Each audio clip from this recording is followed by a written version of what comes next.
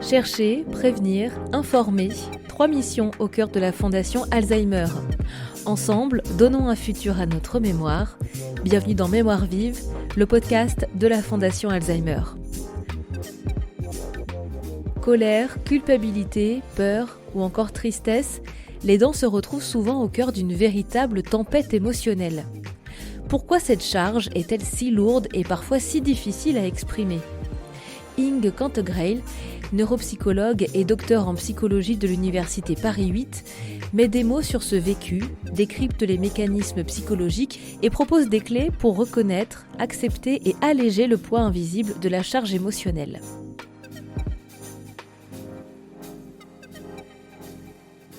Bonjour Inge Cantegrail. Bonjour. Merci d'être avec nous. Reconnaître et exprimer ses émotions, c'est finalement une étape essentielle dans le parcours de l'aidant pour l'aider finalement à alléger le plus possible sa charge d'aidant au quotidien, sa charge invisible également. Mais comment finalement déjà reconnaître toutes ces émotions qui doivent nous parcourir lorsque l'on est dans cette démarche d'aidance ?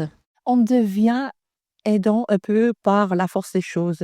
Et il ne faut pas croire qu'au début, il y a beaucoup d'émotions. On fait juste face.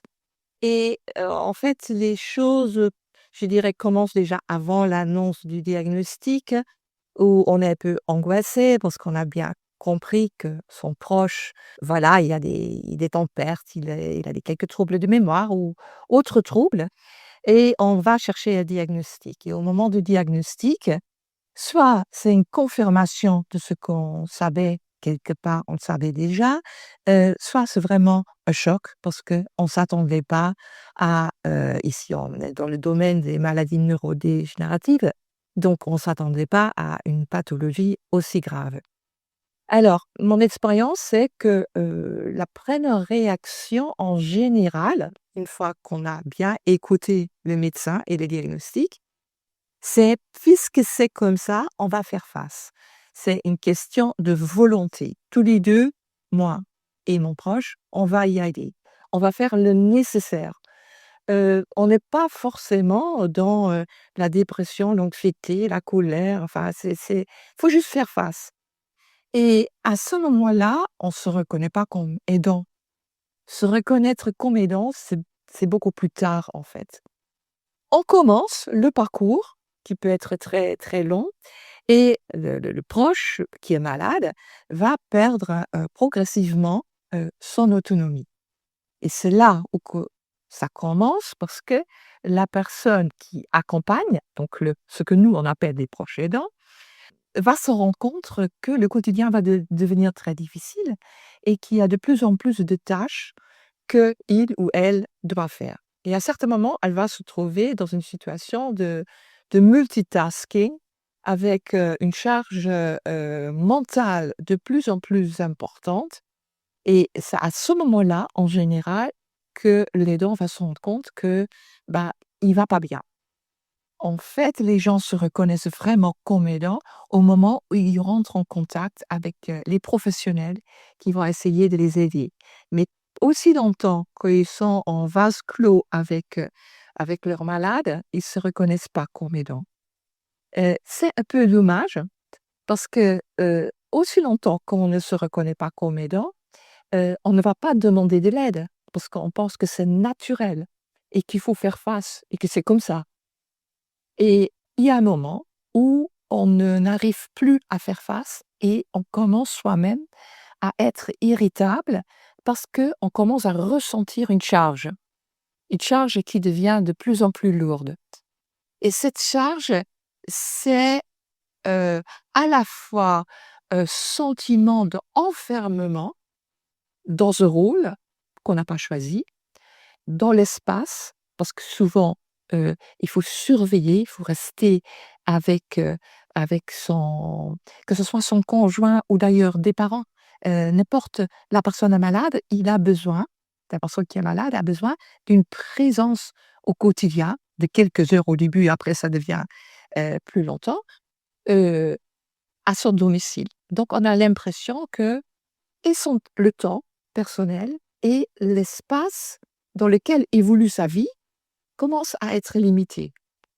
Et ça a comme conséquence qu'on va ressentir un genre de sentiment d'enfermement qu'on ne peut pas définir. On se sent tout à coup enfermé. On a l'impression de perdre le contrôle de sa propre vie. Et on devient un peu impatient et c'est là où on peut devenir stressé, angoissé, déprimé, en colère, parce qu'on trouve que c'est pas injuste. Et petit à petit, on va se rendre compte que, on est en train de renoncer à beaucoup de choses de sa propre vie. On voit moins, ses amis. Si jamais on travaille, il faut prendre les mesures au travail, donc on peut plus pleinement s'investir, dans son travail et ce sentiment d'enfermement va donner lieu à un sentiment d'impuissance, de perte de contrôle et pour moi, l'état émotionnel le plus insupportable, c'est le sentiment de perdre le contrôle de sa propre vie et aussi de la relation avec l'autre, mais on en parlera après. Et ce sentiment enfermement, va faire que là, on va se poser des questions, ce qu'on pourrait faire pour regagner un peu de contrôle et de liberté. Et si à ce moment-là, on n'est pas aidé, on va pas y arriver toute seule. Alors justement, où est-ce qu'on va chercher de l'aide, Inge? Alors, c'est très progressif en général. Soit on a de la chance, et on connaît des personnes ou des professionnels qu'on fréquente vont nous proposer, de l'aide, heu, mais c'est pas pour autant qu'on va l'accepter, ça c'est encore, autre chose. Mais en général, ce qui devrait se faire, c'est commencer à demander de l'aide parmi ses proches et au sein de sa propre famille. On on devrait en fait, au moment où ce sentiment de perte de contrôle et d'enfermement commence à se ressentir, il faudrait faire une réunion de famille, heu, exprimer ce qu'on vit et demander à chaque membre de la famille comment chacun peut vous aider. Et c'est rarement le cas parce que ce qu'on voit en réalité, c'est qu'il y a toujours une personne qui est l'aidant, proche principal et que les autres, comment dirais-je? Laissent faire. Pas sciemment, pas parce qu'ils savent pas trop, ce qu'ils pourraient faire pour aider l'aidant proche, heu, soit aussi parce qu'ils sont un peu gênés ou ils se disent: «Bah, il le fait très bien, mon frère le fait très bien de s'occuper de notre mère. Finalement, voilà, pourquoi on le laisse faire?» Et il y a aussi la distance, heu, géographique qui fait que parfois on se rend pas compte ce que l'aidant vit. Donc pour répondre à votre question, où est-ce qu'on trouve l'aide? En principe, on devrait déjà aller la trouver dans sa famille et s'il y a pas la famille, ce sont les professionnels, mais pour cela, il faut que quelqu'un présente ses aides et en parle. Aujourd'hui, pour aider l'aidant, de quelles solutions, de quels outils est-ce qu'on dispose, Inge? Alors, il y a des outils à l'extérieur, je dirais du couple ou de la famille, mais il y a aussi des outils qu'on peut mettre en place soi-même et c'est plutôt là où les gens sont pas bien au courant. Parce que leur état émotionnel, moi je parlais d'enfermement, d'anxiété, de stress, de perte de contrôle et il y a une chose aussi qui est la culpabilité. Souvent les aidants, heu, sous-estiment complètement leur capacité et au moment où ça va plus, n'osent plus revenir en arrière et ce qu'on entend en comment dirais-je? Lorsqu'on travaille avec les aidants, c'est, «Je ne fais pas assez, je devrais encore faire plus», hem, du répit, c'est pas possible parce que si moi, je me fais plaisir, ou je prends un peu de repos, bah, c'est pas bon, pour la personne que je laisse, donc je vais pas le faire et petit à petit, l'aidant, va produire ce que nous on appelle, les psychologues, des pensées dysfonctionnelles, heu, qui objectivement sont pas valables. une pensée dysfonctionnelle, c'est effectivement, je suis mariée pour le meilleur et pour le pire, il faut absolument que j'aille au bout.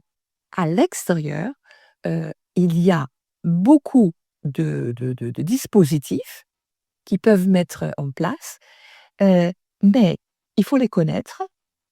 Il faut que ce soit faisable parce que chaque situation est particulière. Tous les aides ne sont pas toujours adaptés à chaque personne. Mais en gros, ce que moi je conseillerais, c'est commencer à vous approcher d'une association ou de l'association des aidants en France qui organise des formations pour avoir des connaissances sur l'évolution de la maladie, mais aussi sur la gestion du stress. Donc, dispositif de formation, très important. Chercher du répit, et les répits, on les trouve auprès des plateformes de répit et des aidants, où il y a une écoute, où il y a des psychologues, où il y a des formules très concrètes qu'on peut mettre en place très rapidement. On les trouve auprès des maisons des aînés et des aidants qui ont aussi des formules de répit et qui soutiennent, qui ont des solutions pour les aidants. Donc vous voyez, ça fait déjà 3 ou 4 dispositifs qui sont très faciles d'accès et qui peuvent accompagner l'aidant dans la recherche d'un répit qui leur convient. Merci beaucoup, Inge Cantegrey. Merci d'avoir été avec nous. Vous venez d'écouter un épisode du podcast Mémoire vive de la Fondation Alzheimer. Merci à Inge Cantegrey pour son éclairage. Ses conseils ne remplacent pas un accompagnement psychologique personnalisé. Retrouvez nos autres épisodes et soutenez la recherche sur notre site fondation-alzheimer.org.